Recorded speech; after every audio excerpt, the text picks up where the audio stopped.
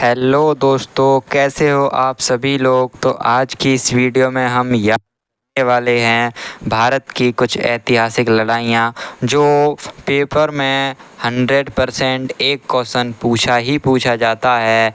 SSC में, railway में, या यूपी पुलिस में, यूपीएसआई में, या अदर कॉम्पिटिटिव एग्ज़ाम जो वनडे एग्ज़ाम है वहाँ यहाँ से क्वेश्चन पूछा ही जाता है।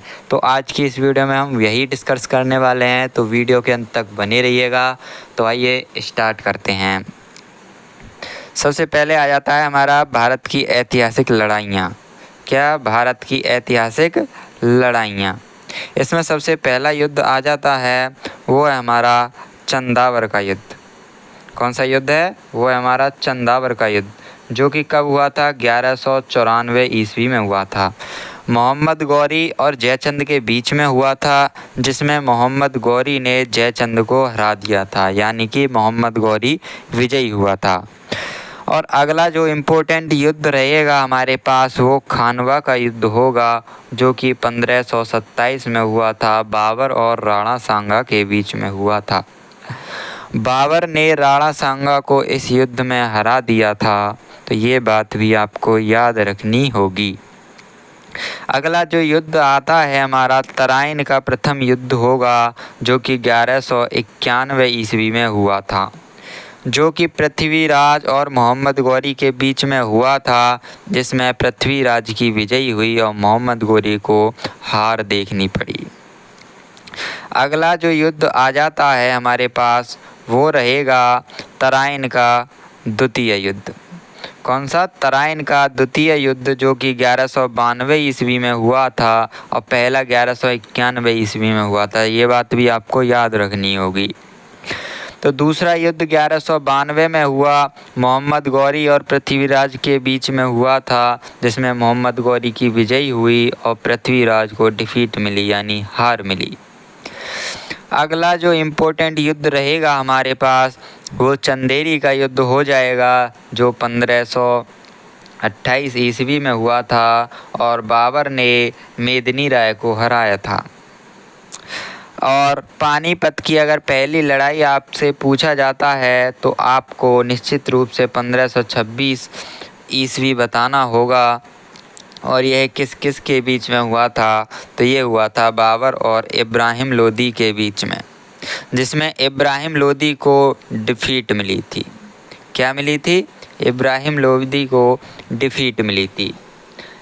ऐसे याद कर लेते हैं, पानीपत का खानवा, चंदेरी का घाघरा, ऐसे आप याद कर लेते हैं कभी कभार।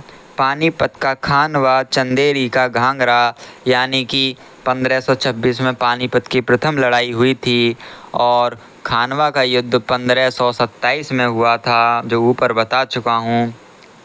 और चंदेरी का युद्ध 1528 ईस्वी में हुआ था। पानीपत का खानवा, चंदेरी का घाघरा। चंदेरी हमने बता दिया, अब रह गया घाघरा का युद्ध। तो वो कब हुआ था? 26 में वो हो गया, 27 में वो हो गया, 28 में वो हो गया। तो बचा क्या? 29 में। तो 29 में कौन सा होगा? घाघरा का युद्ध। यानी कि पहले पानीपत का युद्ध, फिर पानीपत का युद्ध, फिर खानवा का युद्ध, फिर चंदेरी का युद्ध, फिर घाघरा का युद्ध। ये क्रमशः 1526, 1527, 1528, तो ये क्रमशः इन वर्ष में हुए थे। और चारों युद्ध में बाबर विजयी हुआ था। क्या हुआ? बाबर विजयी हुआ था। ये बात भी आपको याद रखनी होगी। अगला जो युद्ध आ जाता है हमारे पास, वो आएगा तालीकोटा का युद्ध। तालीकोटा का युद्ध अगर आपसे पूछा जाता है वर्ष के बारे में, तो आपको 1565 बताना होगा, जिसमें विजयनगर साम्राज्य का पतन हो गया था। क्या? विजयनगर साम्राज्य का पतन हो गया था तालीकोटा के युद्ध में। अगर आपसे क्वेश्चन पूछा जाता है कि विजयनगर साम्राज्य का पतन हुआ था, वह युद्ध का नाम क्या था, तो वो होगा हमारा तालीकोटा का युद्ध। वो आपको याद रखना होगा। अगर पूछा जाता है रोहेला का युद्ध कब हुआ था, तो वो 1774 ईस्वी आपको बताना होगा।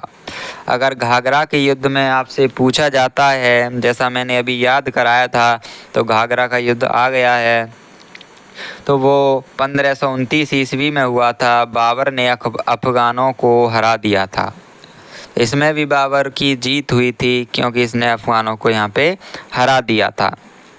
अगला जो युद्ध होता है वो है चौसा का युद्ध, जो 1539 ईस्वी में होता है शेर शाह और हुमायूं के बीच में।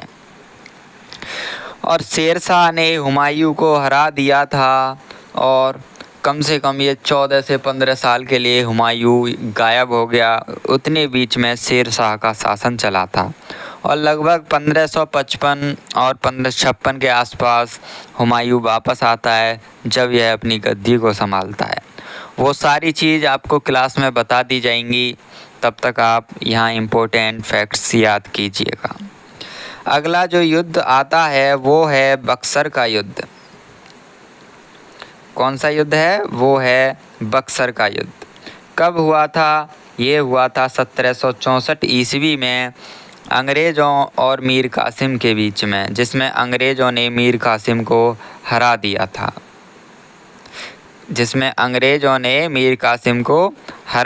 था।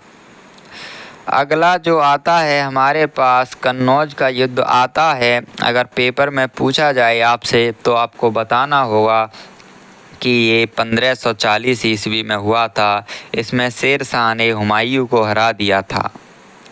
हल्दी घाटी का युद्ध अगर आपसे पूछा जाता है तो वो 1576 ईस्वी आपको याद रखना होगा और ये अकबर और महाराणा प्रताप के बीच हुआ था, जिसमें अकबर ने महाराणा प्रताप को हरा दिया था। ये बात भी आपको याद रखनी होगी।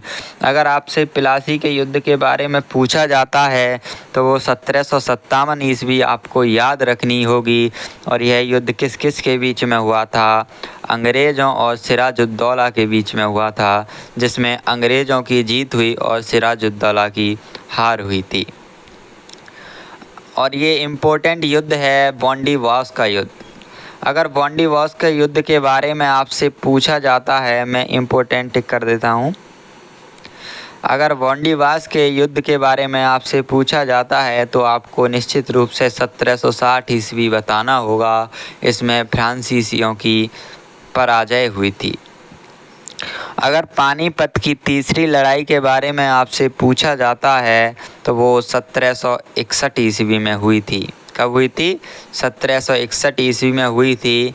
अहमद शाह अब्दाली और मराठों के बीच में हुई थी। किस किस के बीच में हुई थी?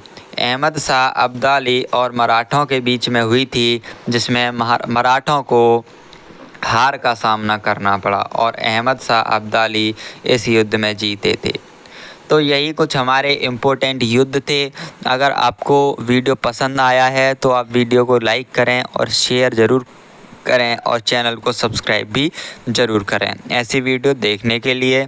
तो मिलते हैं नेक्स्ट वीडियो में, तब तक के लिए जय हिंद।